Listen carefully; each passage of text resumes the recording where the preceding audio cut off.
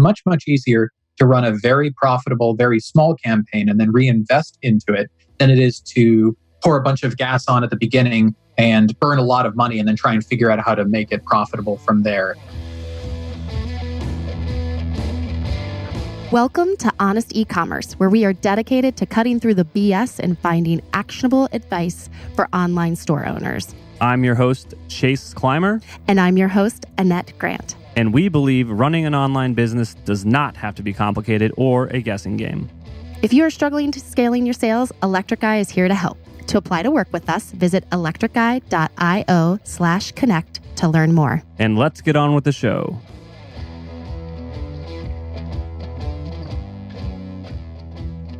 On today's episode of Honest E-commerce, we welcome Roy Steeves. Roy is the co-founder of StatBid, an agency that helps small to medium-sized businesses make money with Google and Bing.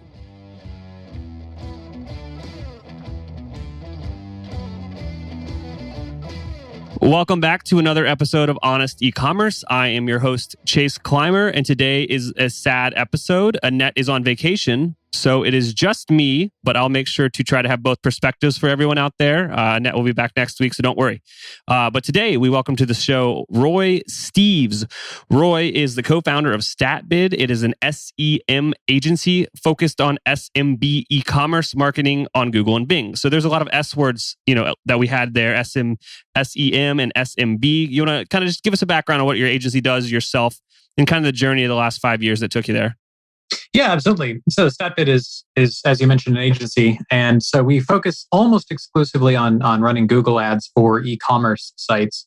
And we focus on the small to medium size clients because that's where we come from. My team and I all have retail backgrounds. So rather than coming from agencies prior to StatBid, we were selling everything from golf equipment to snowboards to pool pumps and so on. And that has given us a certain perspective on a very particular niche within the industry. So we don't really work with really, really big brands. Like if Nike came and knocked on our door, we wouldn't know what to do with them. But that puts us in a position to work with people that are typically running on Shopify and Magento and familiar platforms and solving familiar problems. And we found it interesting to get into that niche because most of the content that is out there, all the videos and the blog articles are all writing these best practices, and they're not really applicable to smaller accounts. And so we find a lot of satisfaction in getting in there and sort of busting some of those misconceptions and myths around how smaller sites should operate within these channels. So the backstory on StatBid was I was working at Leslie's Pool Supplies, which is a national brick and mortar chain, and my team was running their website. They acquired the site that I was working for prior. We all moved out to Arizona from Northern California and have been here since. I stuck around for about 2 years and found that the rate of learning was just so much slower in that large corporate environment. And so I decided to take a risk and go do something completely bonkers and double down on my favorite part of my old job and started managing just a handful of accounts myself. And Shiloh, my co-founder, was there early on, sort of encouraging me to take a look at starting a business from that angle. And so he at the time was, I believe he was working for a golf site and then later a lighting site. And after a couple of years, we grew to the point where we could both go full time on it and bring on some staff. And so we started getting our relative bands back together. I brought on some of my former teammates. He brought on some of his. And so we managed to assemble a very high-powered team very, very quickly. And we focus on managing those accounts in such a way that we are very closely held to the efficiency of spend. And the result is that we are growing pretty quickly based entirely just on referral business because we like talking shop and helping people out. And the more we do that, the more things seem to break our way. And so the types of sites that we're really, really excellent at helping are the ones that are the most like the ones we come from ourselves. And that sort of maybe 2 to 200 million range, which obviously sounds very broad, but when you compare it to enterprise, is definitely a niche. And it's a niche that's continued to grow as we've seen for the past few years with the success of Shopify and other similar platforms. Awesome. Yeah, that's That's a great backstory there. And I love kind of the talk of focusing on what your favorite thing of your old job was. I was actually just thumbing through This Won't Scale by the team at Drift. They're a marketing app, but they have this lead magnet, essentially. They sent a book to me, and so I read it. But within there, they were talking about how when you're going from job to job, usually what someone does as their job isn't what they're actually really good at. And it's just funny that when you leave and focus, like, you get so much better. Mm-hmm. Yeah, exactly. I mean, I was talking at conferences and stuff while I was still there. And so there were a lot of people that knew me from events like eTail and Bronto Summit and the like. And many of them were asking me whether or not I was going to start an attribution business, because that's what I spent the most time talking about. And when it came down to it, there were two options. I could either go into paid search optimization, or I could go into attribution. And both, I felt had huge opportunities. But when it came down to it, it's easier to sell making money than saving money. And attribution at some level is a cost control kind of endeavor. And paid search is a direct response. You can see immediately whether things are working. And so that immediacy of feedback made it the more attractive path. But the fun part about this is that because we bootstrapped the business, we get to decide what projects we're working on and how much time to spend on each kind of thing. And so we get to still go back and talk about attribution, about email marketing programs, about marketplaces, and about all these other things, conversion rate optimization and the like, that we still are very passionate about, even if it's not technically our wheelhouse anymore. Absolutely. So let's kind of get into it. Let's talk about what you are, what you guys are doing today, which is paid ads, through Google and Bing specifically. So that is a fun topic. Let's go with this first question here that I have for you is, me as a small business owner, I'm not that tech savvy. I have a hunch that Google's going to work for me. And I am, looking into hiring my first agency or my first partner or even my first freelancer, or bring someone in-house to work on it. How do I know what they're doing is good? Like, what are some of those indicators I need to know to maybe just even hold them accountable? Yeah, absolutely. Because you don't know what you don't know, for sure. The challenge will be at the beginning is interviewing, whether it's with potential resources you can bring onto your team, or whether it's with an agency. And so if you don't know what you're looking for at that stage, it's going to be hard to pick a good partner. But conveniently, the same kinds of things that you should be looking for when you're measuring the success of somebody who you're already working with tend to be the same kinds of things that should come up during those early conversations. And it comes down to establishing good expectations, just like with any other role you might hire for. But with paid search, for Google and Bing especially, there are so many ways to control the behavior of the account. If you're an expert, then whatever expert you're working with should be able to produce a relatively consistent rate of return. There'll be some noise and volatility in any account of any size, but when it comes down to it, money in and money out should always add up to something that you're excited about coming from the channel. And then there's only really a couple of more layers deep that you as the sort of manager, the arbiter at the next layer up, need to worry about. And that has more to do with the fact that not all campaigns within the account are created equal. The best example of this is a campaign that you might have running against your own domain or your own trademark or your own brand. That will convert very, very well because it behaves kind of like direct traffic. If you're lumping direct traffic in with your organic traffic, you might see that biasing the overall performance of that earned traffic.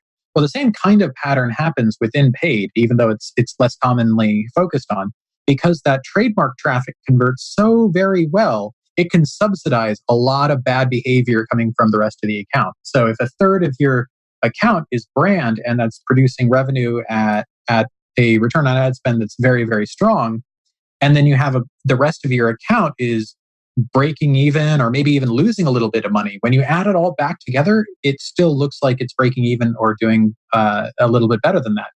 That might be okay if you're running some traditional marketing types like radio and television and things like that, where you expect a large halo effect. Paid search does not work like that. You should not expect halo effects. You should pay for all of your ads directly from revenue that's coming off of the transactions that are being generated. And so first, make sure that the whole account has the right ratio of money in and money out. And then you should be asking about the difference between your trademark and your non-trademark campaigns, because you need both of those to be profitable, independent of one another. Hey, if you're in the product making business, then we've got great news for you. Katana is here to make your life easier.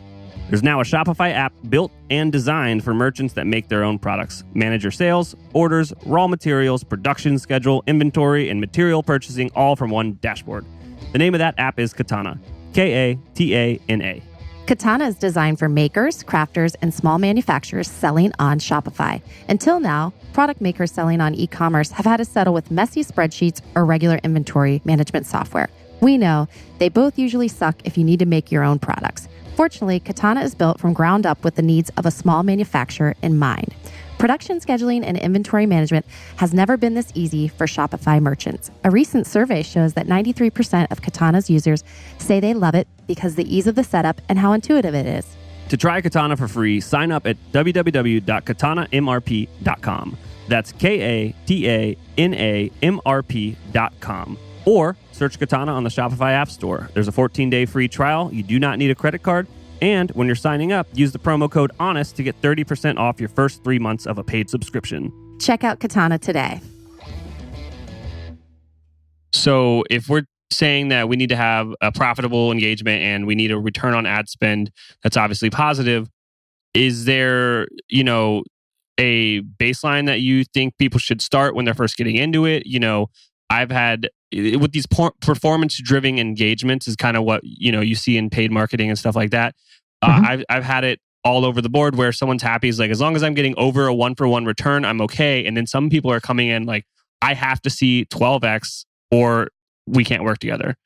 So where do you like to see expectations there? Like just the reality of how expensive how expensive Google is these days.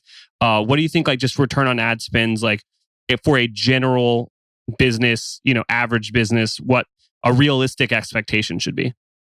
Sure. I think that the question is a very common one, but I think it's also running a little bit on the incorrect kind of assumptions that we should be using for this kind of channel.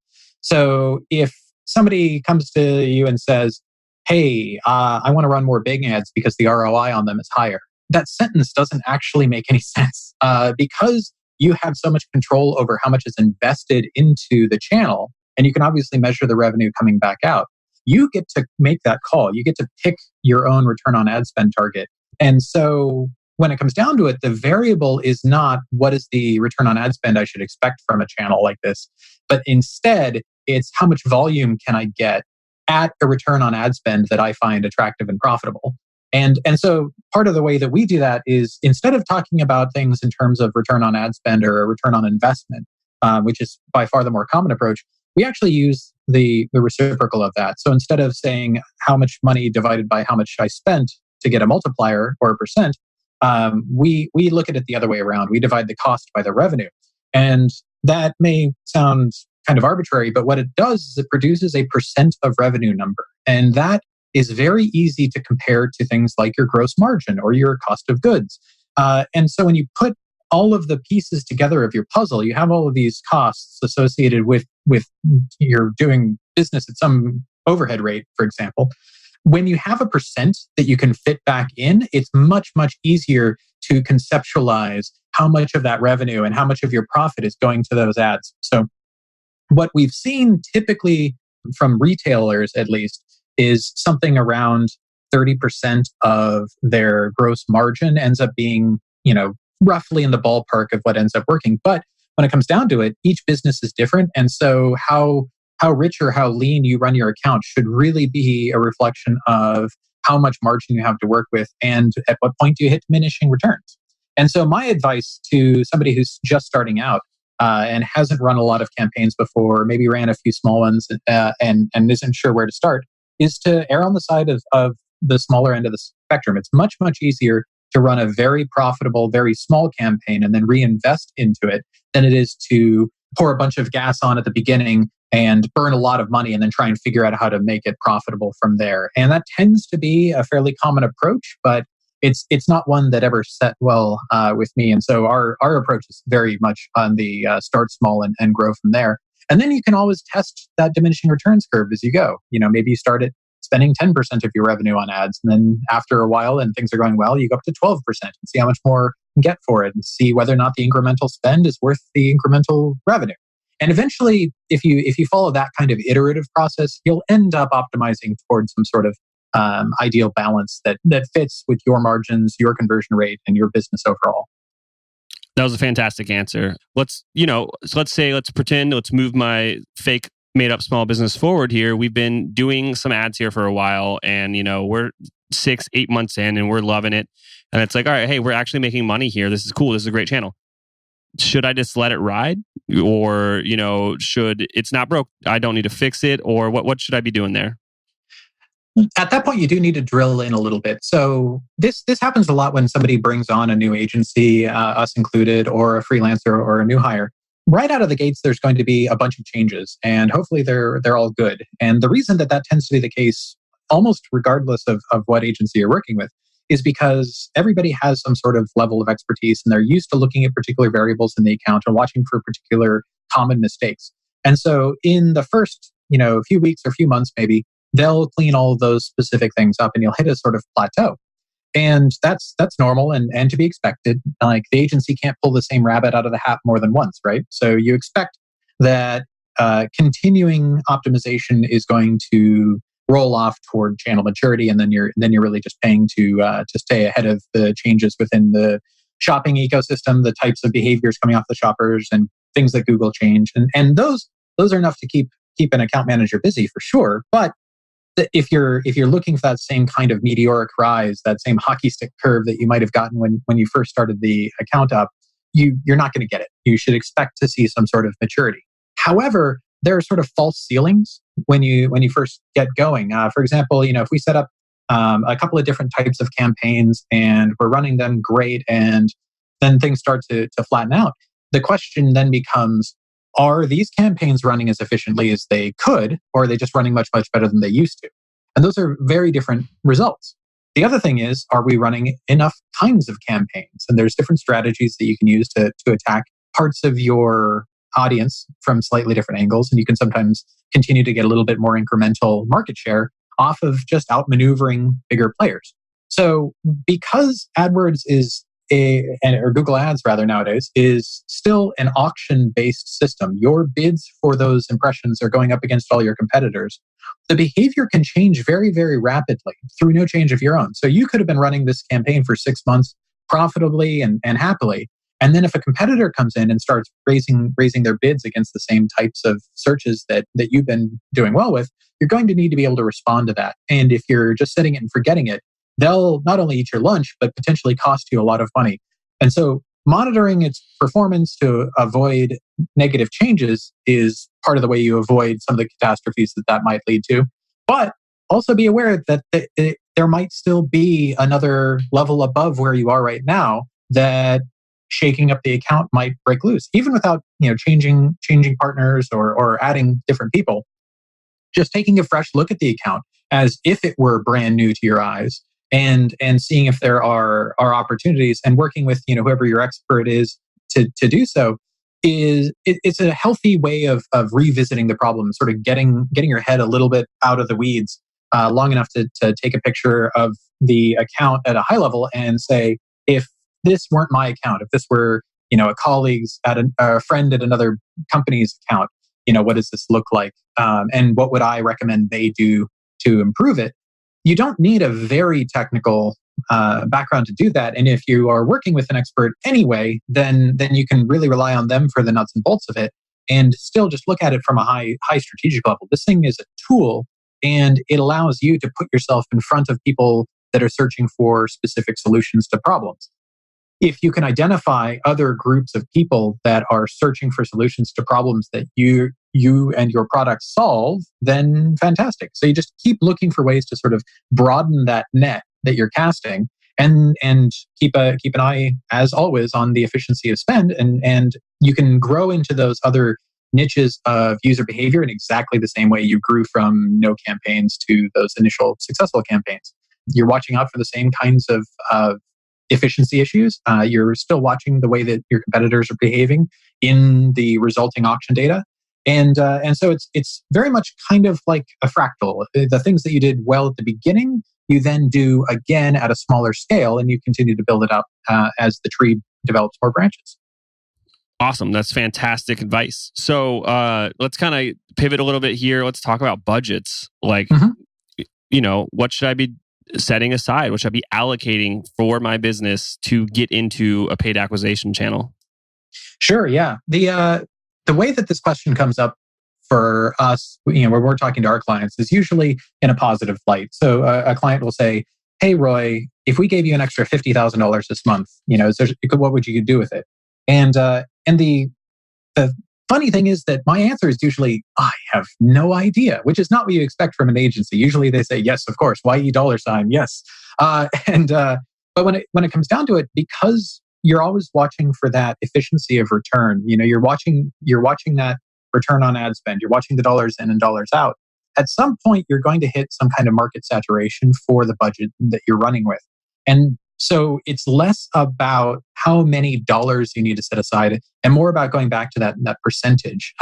My preferred method of running an account, and this is how the vast majority of our clients run it, and this is how all of the accounts I've run personally have been, the budget is technically uncapped. As long as we're producing revenue at the rate of return that we need to support profitability, at no point does the client, whether it's internal or external, say, "Roy, I don't want that next order." Now, there are situations where, inventory or production capacity ends up coming over the top and being a hard limit on that. But that's the minority case. Most of the time, you're always welcome. You're always happy to have that next order. And as long as it's continuing to generate orders at that rate of return that you're aiming for, it ends up being better to leave things fairly uncapped. There's actually a subtle behavior within Google Ads, and this is a little bit in the weeds, but it has impacts on how you view it from the high level. There are daily budgets you can set on the individual campaigns, and whoever you have managing the account will definitely be using those as a risk mitigation factor, as you might expect. If it's spending $10 a day, it can only spend so much in a month. However, Google also uses that to get an idea of how big you think that campaign is going to be. And so if you set those budgets too low, you'll actually have less reach into the eligible searchers out there than you would having changed no other variables than just raising those daily budgets. Now, raising those daily budgets exposes you to potentially more risk. So do so according to how confident you are that whatever system you have in place is managing the total spend correctly. But when it comes down to it, you've got this opportunity to sort of tell Google, no, really, I'm here to play with the big boys, even when you're growing into your account's potential. Because if you're controlling the bids correctly, you're still going to keep your total spend where it needs to be relative to revenue. But then you have this opportunity to try and cast the widest net possible without necessarily spending more money to do so. Support for our podcast comes from our friends at Simpler, a new way to staff 24/7 sales and customer service on your e-commerce store. It works with your existing email and chat platforms, so setup is quick and easy. Simpler's network of on-demand, US-based Simpler specialists are standing by to answer your customers' most common questions. Set it up for free today and then turn it on or off depending on your customer volume. You only pay $2.25 for every resolution. No hidden fees, contracts, or minimums. Close more sales with Simpler by staffing your email and live chat around the clock with Simpler specialists. Start your free 7-day trial at simpler.ai/honest. That's simpler.ai/honest.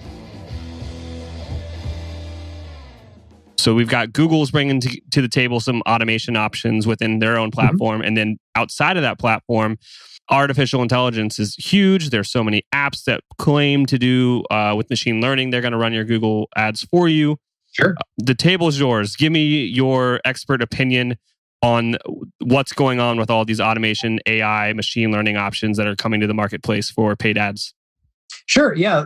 Google has more and more automation built into the platform all the time. And they are definitely pushing people to adopt it, be it return on ad spend, bidding strategies, or target CPA, or smart shopping. The vocabulary changes almost monthly in terms of the number of types of automation that they offer. When it comes down to it, the thing that we look at there is that Google has the advantage of an absolutely monumental amount of user data behind the scenes. We don't have direct access to it, but they can build these fantastically complicated models because they have these huge pools of data and user behavior that they can build these models from. However, there is a fundamental conflict of interest there because Google gets paid for clicks for now, and you get paid for conversions. And so whenever there's a disconnect between those two types of actions, there becomes the issue is that there's a type of arbitrage that Google can play there. If they can get you to buy those clicks and as many of them as possible at the highest rate possible, then they are successful. And you are successful on a completely different set of metrics. And so when you look at those automation systems, you have to remember, what was this built to do? Is it built to keep my best interest in mind? If not, how do I police it? How do I regulate it within my account to make sure that I'm getting the best out of it that I can? And there are reasons to want to do that. Their automation, for example, in our testing has shown that it is more effective at extracting value from mobile shoppers. They have a certain percentage of people that are identifiable on multiple devices, and so they do some multi-device tracking and the like. They're building that multi-device tracking more and more into the fundamental stats, which means that you can't necessarily peel it apart as much as you used to, but they are using that to do some interesting things. However, they also have a ton of mobile device real estate. There's way more searches on phones now than on computers.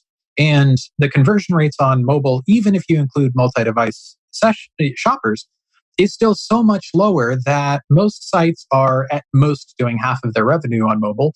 And many are doing the vast majority of it still on larger format devices. So Google has all of this revenue that you are trying to get your hands on, this potential revenue. And they have all of these clicks, not all of which are equal, but Google wants to sell them all. And so when they lump them together, you can think of it like they're making sausage and they're throwing cheaper and cheaper stuff into the top of the hopper and trying to sell the sausage at the same price that they were when it was all just, filet mignon or whatnot. And so it's important to continue to monitor some of the fundamentals under the hood. Even if you don't have that much influence, you just want to make sure that you are not, subsidizing Google's stock price. And the way to do that is to watch for whether or not you are getting the full value out of the traffic that you are buying. And that can usually be done with some sort of segmentation. Now that's where third-party automation becomes part of the conversation for sure. And there are very smart people working on bidding platforms outside of Google. I've had the pleasure of talking shop with many of them over the years. They run into similar issues that Google does. On the upside, they act as an intermediary, so they don't have the same kind of conflict of interest necessarily that Google has directly. So they're acting as armor between you and Google's sticky fingers. However, they still run into limited data. If you're in a small account, even if that vendor has a lot of clients, it's nowhere near as much data as Google's. And so their models can only be so sophisticated because you only have so much data. Whether you're using sophisticated AI or layers of machine learning or even just some statistics, everything comes down to sample size. The model is only as good as the accuracy of the assumptions going into it, and that's coming from how many clicks and conversions do you get in a given period. And there's not going to be a magic way to get around that unless you have Google size amounts of data, and none of us do. And so the other types of automation that are out there have an ability to take advantage of different types of use cases, and they're better at some than others. But for the most part, the bigger the account, the more effective those types of solutions are.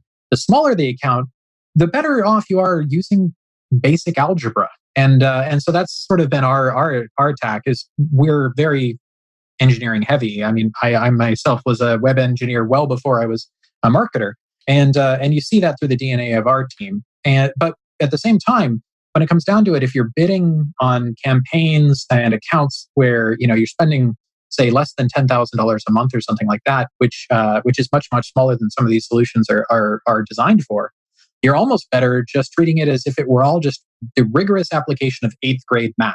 And that's fundamentally what all of this is. It's all just algebra under the hood. And then if you have enough data, then you can start layering some statistics on top of that. And we do. But I think that there's a lot more hype and bluster around AI as a solution for this than I think is quite warranted. There are very, very clever solutions, but I would definitely be skeptical of someone who throws the buzzwords around but can't explain the philosophy that went into building that supposedly intelligent system. Because just like raising a child or nurturing a new employee, part of how good that system's going to be is how it was designed and taught and developed and trained and vetted. And if you can't get good answers about that part, then I'd be skeptical of the performance coming out the other side. On the flip side, if you can plug in a solution and it does better, basically right out of the gates than anything the campaign's done in the past, then there is probably some very clever math in there, and they've probably built a model that happens to be good for your use case. But when it comes down to that, that's why we focus on specifically e-commerce advertisers, because obviously hotels and dentists and lawyers use Google Ads as well. But that anything that is built for one size fits all kind of approach is going to miss the opportunity to be good at one thing. And so definitely keep an eye on the types of clients that are being served successfully by any solution, whether it's a freelancer agency or a new hire, and see, do you really think that your use case is similar to theirs in meaningful ways? And if so, fantastic. And if not, that's something to be wary of, because these artificial intelligence and machine learning solutions are billed as sort of a one size fits all cure-all, and they're just not. They're very clever tech and they are very powerful tools, but they are not the solution for every account's behavior in our experience. Yeah, I mean, you couldn't have said it better.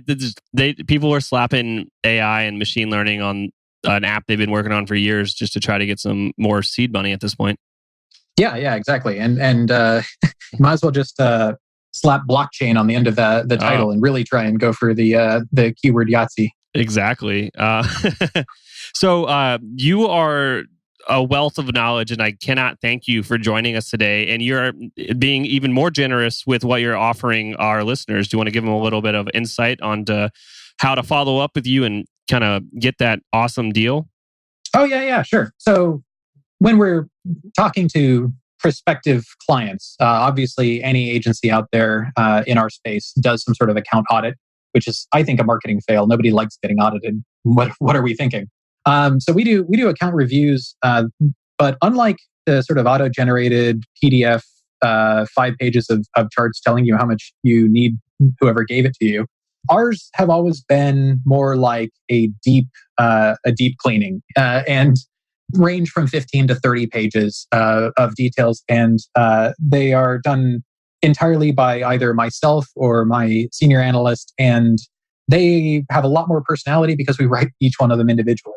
Those are huge undertakings, and since we don't charge for them, we definitely have a finite pipeline. But what I'd like to offer is a streamlined version. We're calling them sprint reviews, and so the idea is that instead of going into all of the detail of the logic and the reason and the process that we would recommend in place of certain issues, we'll just go straight for here's what we found and here's how to fix it. And that's much faster for us. And we can always, answer questions in follow-up.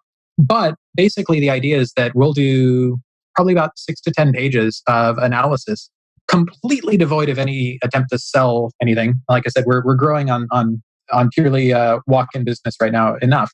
So we're motivated just to help talk shop, because the more accounts we see, the more insights that we can gain, and the more examples that we can refer to in our own heads while we're looking at accounts. So the more accounts we see, the better we get at our jobs. And we've already looked at a lot of accounts. So take a look at our testimonials. But if you want to hit us up and take us up on that sprint review offer, you can go to statbid.com/sprint-review and contact us there. Depending on how many people take us up on it, there might be a little bit of time for me to catch up, but I will personally ensure that we get something valuable back to everybody who takes us up on the offer. And you do need to have an account already running, or there's not much for me to take a look at.